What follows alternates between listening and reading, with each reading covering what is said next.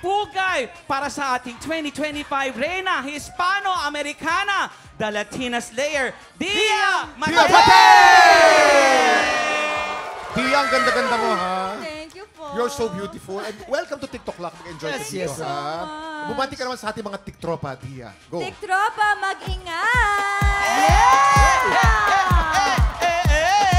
Grabe, Dia. Ito lang ang masasabi ko. Ano yun? Sobrang munyeka ng babae. Napaka-gorgeous. Maraming salamat! Guys, just like me. I feel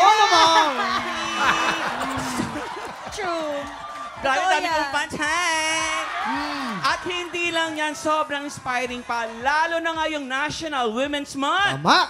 Itaniyo mo ang bandera ng mga Pilipina and congratulations muli sa'yo, Dia. Pero, curious lang ako, ano ang pakiramdam pag tinatawag ka nilang The Latina Slayer. Slayer. Oh, bakit? Paano? Honestly, hindi ko naniwala sa umpisa na Latina Slayer na ako. I guess kasi when I think of Latina Slayer, I think of Winwin Marquez. I think of Ariela Rida and all of the beautiful beauty queens that have done so well internationally. So to become one has become such an honor, and to hold that title is like malaking responsibilidad. Tsaka pinanood kita, bumili ba kasi ang galing mo magsalita ng Espanyol. Hola! Hola! Kuya Kim, hola! Kamusta? Hola, hola. How about your pakiramdam today?